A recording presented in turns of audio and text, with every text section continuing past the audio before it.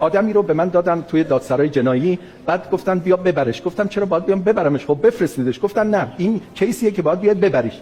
وقتی رفتم تحویلش بگیرم گفتم اسمش چیه؟ گفتن فاقد است. گفتم مگه میشه؟ چند سال زندانه؟ گفتن 20 سال. گفتم مگه ممکنه یکی 20 سال زندان باشه، حکم گرفته باشه ولی اسم نداشته باشه؟ گفتن آره این اسمشو گذاشتیم لالی. گفتم چرا؟ گفت چون کرولاله.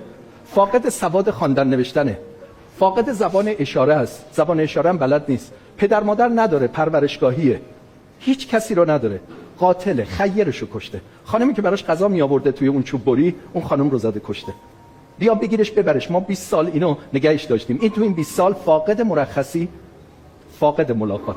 اینجا رو دیگه میتونید با دلتون گوش بدید. اومدیم تو ماشین نشستیم، اومدیم دفتر بنیاد نیکوکاری نبی.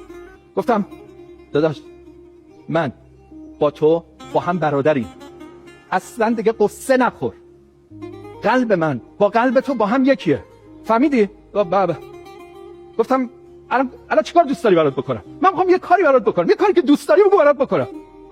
بابا خدای هیچ نمیفهمی چی. گفتم نگاه کن، دوست داری بریم یه جای ماشین سواری کنیم با هم؟ بریم با هم ماشین سواری کنیم. بابا میخوای بریم یه جایی بشینیم توی رستورانی حسابی کیف کنیم غذا بخوریم؟ بابا گفتم یه چیزی بگو. آخه بگو یه جایی، یه کسی، یه شیرینی، یه چیزی که خوشحالت کنه. تو 20 سال تو تاریکی بودی، یه چیزی بگو حالتو خوب کنه.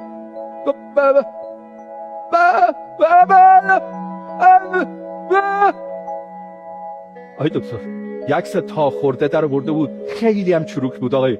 تا خورده، کارپستال تا خورده بود، نمیدونم کی بهش داده بود یا بهش چی گفته بود.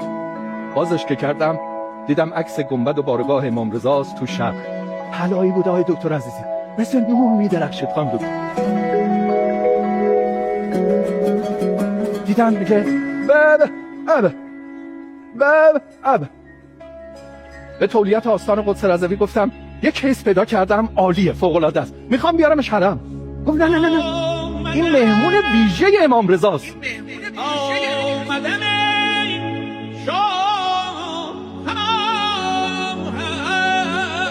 الهی بگردم بده امام رضا 20 سال یکی ملاقاتی نداره.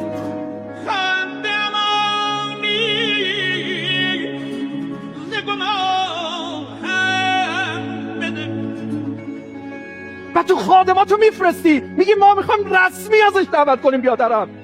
بذار خادمو بفرستیم بره ترمینال، پای اتوبوس سوارش کنن، با ماشین خدام بیان حرم امام رضا، از باب و جوادم بیارنش تو. گفت این مهمون ویژه امام رضاست، تو دیگه برو کنار، این مهمان آستان قدس رضویه. گفتیم اسم براش بذاریم، گفتیم رضا. آزاد